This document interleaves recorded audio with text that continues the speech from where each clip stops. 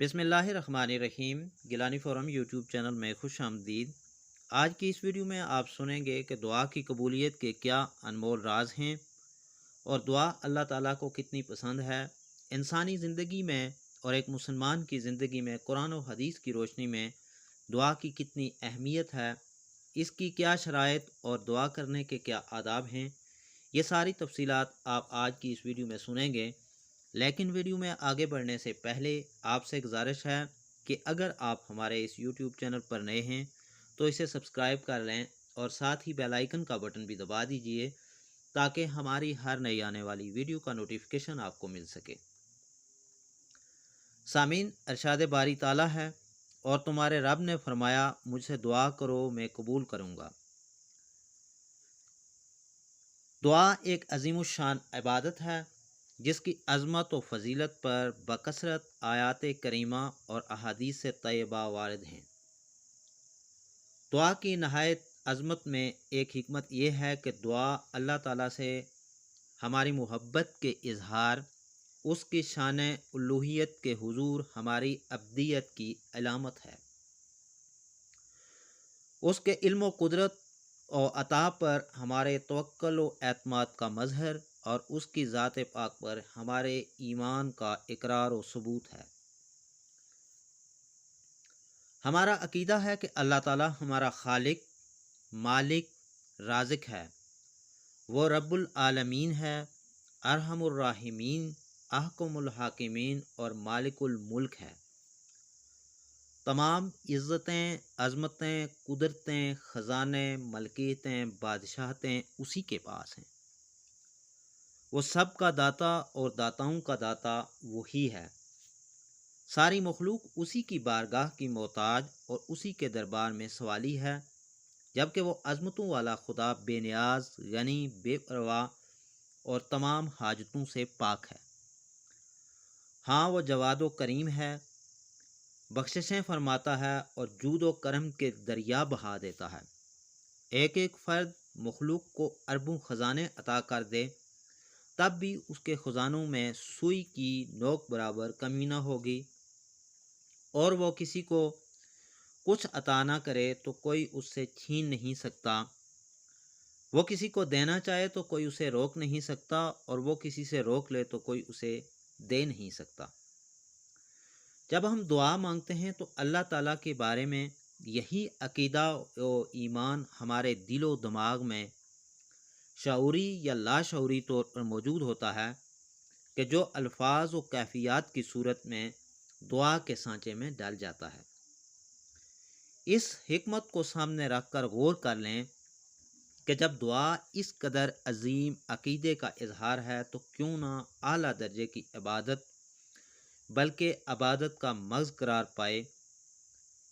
इस गुफ्तगू को सामने रख कर दुआ के फ़ज़ाइल पढ़िए, सुनिए और रहमत खुदावंदी पर झूम जाइए।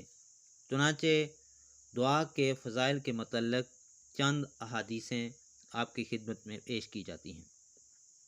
हुज़ूर नबी करीम सल्लल्लाहु अलैहि वसल्लम ने फरमाया, अल्लाह ताला के नज़दीक कोई चीज़ दुआ से बुज़ुर्ग व बरतर नहीं है। आपने एक जगह अरशाद फरमाया, दुआ मुसीबत व बला को उतरने नहीं देती। और फिर आप फरमाते हैं कि दुआ मुसलमानों का हथियार, दीन का सुतून और आसमानों व ज़मीन का नूर है। नबी सल्लल्लाहु अलैहि वसल्लम फरमाते हैं कि दुआ करने से गुनाह माफ़ हो जाते हैं। दुआ इबादत का मग़ज़ है।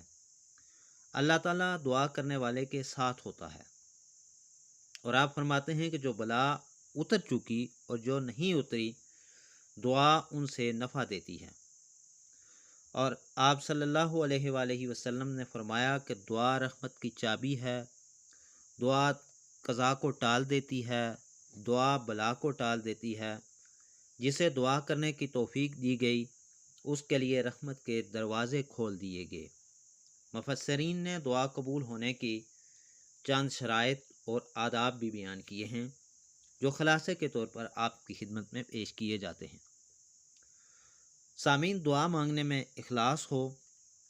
दुआ मांगते वक्त दिल, دعا کے علاوہ کسی اور چیز کی طرف مشغول نہ ہو، اور یاد رکھیں کہ ناجائز و گناہ کی دعا نہ مانگی جائے۔ دعا مانگنے والا اللہ تعالیٰ کی رحمت پر یقین رکھتا ہو، یعنی کہ دعا مانگنے کے لیے جب آپ دعا مانگیں تو آپ کو مکمل یقین ہونا چاہیے کہ اللہ تعالیٰ میری یہ دعا قبول کرے گا۔ اگر دعا کی قبولیت ظاہر نہ ہو تو شکایت نہ کرے کہ میں نے دعا مانگی لیکن وہ قبول نہ ہوئی۔ سامعین، جب ہم ان شرائط کو پورا کرتے ہوئے دعا کریں گے تو وہ قبول ہوگی، لیکن یہ ذہن میں رکھیں کہ قبولیت دعا کا اصل معنی ہے کہ بندے کی پکار پر اللہ تعالیٰ کا اسے لبیک ابدی فرمانا۔ یہ ضروری نہیں کہ جو مانگا وہ مل جائے، بلکہ مانگنے پر کچھ ملنے کا ظہور دوسری صورتوں میں بھی ہو سکتا ہے۔ مثلا دعا کے مطابق گناہ معاف کر دیے جائیں، یا آخرت میں اس کے لیے ثواب ذخیرہ کر دیا جائے، یا اصل مانگی ہوئی شے کی جگہ اس سے بہتر چیز عطا کر دی جائے، یا اس دعا میں مانگی ہوئی چیز بندے کی زیادہ ضرورت کے وقت تک مؤخر کر دی جائے۔ دعا مانگ کر نتیجہ اللہ تعالیٰ کے ذمہ اس کے رحم و کرم پر چھوڑ دینا چاہیے کہ رحمان و رحیم خدا ہمارے ساتھ وہی معاملہ فرمائے جو ہمارے حق میں بہتر ہے۔ قضائے الہی پر راضی رہنا بہت اعلیٰ مرتبہ ہے، اور حقیقت میں ہمارے لیے یہی مفید تر ہے، کیونکہ ہمارا علم ناقص ہے جبکہ خدا کا علم لامتناہی و محیط ہے۔ بارہا ہم اپنی کم علمی سے کوئی چیز مانگتے ہیں، لیکن اللہ تعالیٰ اپنی مہربانی سے ہمیں منہ مانگی چیز نہیں دیتا، کیونکہ وہ چیز ہمارے حق میں نقصان دہ ہوتی ہے۔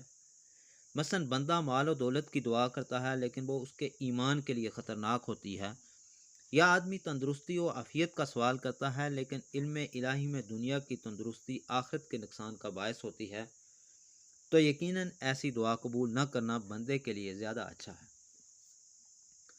نبی صلی اللہ علیہ وآلہ وسلم کی دعائیں بہت جامع ہیں، ان میں سے کچھ اپنے لیے منتخب کر لیں تو بہت عمدہ ہے۔ ایک جامع دعا یہ بھی ہو سکتی ہے کہ اے اللہ، مجھے ایمان و تقوی، صحت و عافیت، خوشیوں اور خوشحالیوں والی زندگی نصیب فرما، جان، مال، عزت اور اہل خانہ کے حوالے سے برے وقت اور آزمائش سے محفوظ فرما، عافیت کے ساتھ ایمان پر خاتمہ، نزا میں آسانی، قبر و جہنم کے عذاب سے محفوظ فرما، محشر کی گھبراہٹ سے